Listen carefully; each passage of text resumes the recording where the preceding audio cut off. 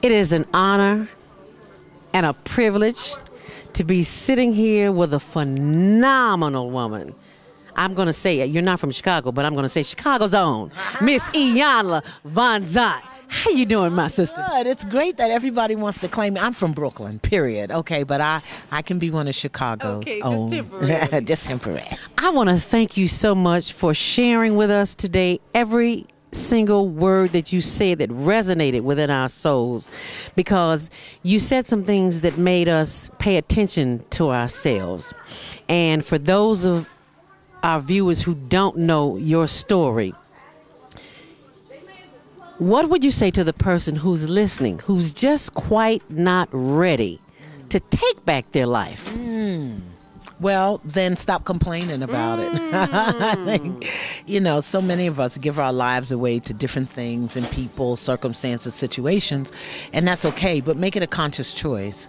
And then do whatever you're doing, be wherever you are, go through whatever you're going through with, some bass in your voice and some strength in your spine, as opposed to whining and complaining. I don't want this, I don't want that, why is this happening, why is that happening? If that's what's going on in your life, then I ask them the same thing I asked the sisters today. Why you living? How you living? How you living? What do you need to do? What do you need to stop doing? What do you need to start doing? Because only you get to say what goes on in your life.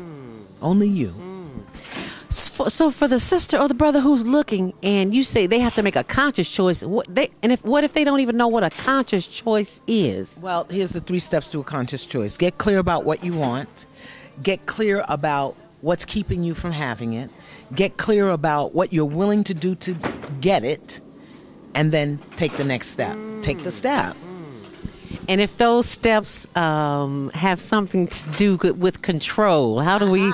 I was just explaining to the sister outside, she didn't get the piece about procrastination.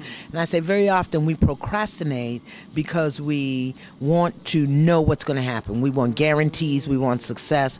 We want to control it.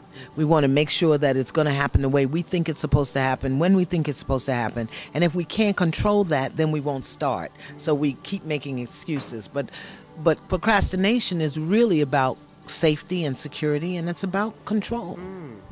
Where will we see Iyanla? Because we know you're a powerful sister, and there's some clones out here, but none of them are the real Iyanla. What can we expect to see? You talked about the boot camp. Oh, yeah. Doing a lot of things. A lot of people want me to mentor them, and I can't be present enough with somebody, but I can coach and I can support. So I'm doing some things online. I'm doing some conference calls, a series of conference calls that I'm calling boot camps, because sometimes you just need that basic training, the foot on your neck, accountability, responsibility, somebody really holding you accountable to your word. So I do these series of 6 and 8 week boot camps around a variety of things. Right now I'm getting ready to do forgiveness. I'm getting ready to do vision. I'm getting ready to do a commitment and trust. And I'm doing one for couples and also a weight release boot camp. Did she say weight release? Stepping on my toes. And then I have my annual women's workshop coming up, Wonder Woman Weekend in April, and Wonder Woman Weekend. Yes, an incredible experience. Will it be in Chicago, or will that be online? No, that's on Maryland. It's in Maryland, but it's in Maryland. Then we have the Spirit of a Man coming up Memorial Day weekend, where we bring the brothers in. It's just an incredible opportunity because so many men have never done a workshop, have never done personal growth work in the company of other men. So it's a beautiful thing for them. And then we have our annual Rites of Passage in July at Omega Institute, which is always a phenomenal experience. So I don't have time to mentor one person, but I can put it together in a group.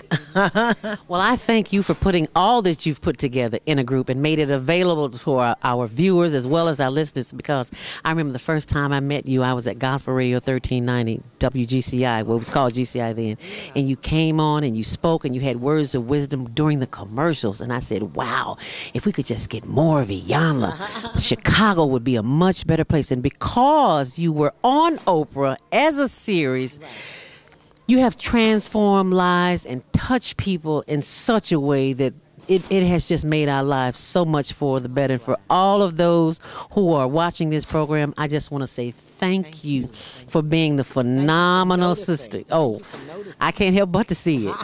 I can't help but to see it. Thank you so much. Stay on purpose, stay empowered, and please stay tuned to Men on Higher Learning.